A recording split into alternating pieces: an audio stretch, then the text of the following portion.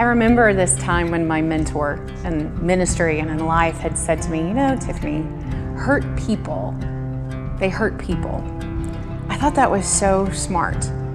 What he was trying to tell me was that sometimes the people who hurt us or whose projections or words sting the most, it's coming from someone's heart who's actually really hurting. That helped me to be more compassionate to those that I encounter. It helped me to really process that idea that says that be kind to everyone you meet because everybody is fighting a battle.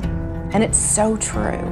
Most people have no idea what we go through in our lives or what we're facing or what argument we had in the car that day or what we're worried about from work. And everything that's going on in our world right now, the divisions and the stresses and pandemic and health concerns, it's a lot.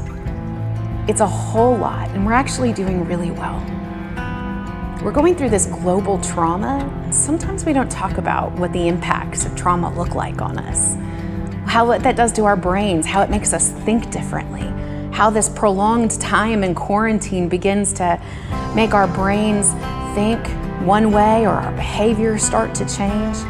We start to grow in anxiety, and our world was so anxious before this because we've really lost a lot of human connection. We've lost our ability to see our neighbor, to really see them as another human being, and to consider they might be hurting.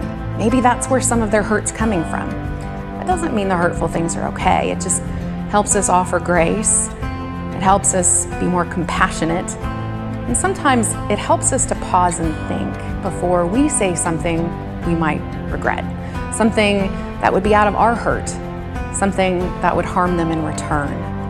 Part of being about peace in our world is not necessarily always keeping the peace, but being someone who intentionally wants to make peace. In order to do that, we have to listen to each other, really listen, and that means that my opinions and thoughts may be fantastic. But maybe my neighbor has something that's pretty good too. Maybe I can just listen, sometimes without even having to respond. Something that I learned a long time ago too was this idea of think. Kind of from Aretha Franklin. She would tell us you gotta think. And she said, think, let your mind be free. The whole thing about thinking is pausing, just taking this holy pause or this beautiful, peaceful pause to just hold your breath for a few seconds before you respond and think. So this is what think makes me think of, aside from Aretha Franklin. There are letters in there, right? So T, think. Is it true? The H, is it helpful? The I, is it important? The N, is it necessary? And the K, is it kind? If we pause and think, is it true? Is it helpful? Is it important? Is it necessary? Is it kind? I think we'll probably find there's a lot of things we say that wouldn't bubble out because it wouldn't fall into helpful or important or necessary.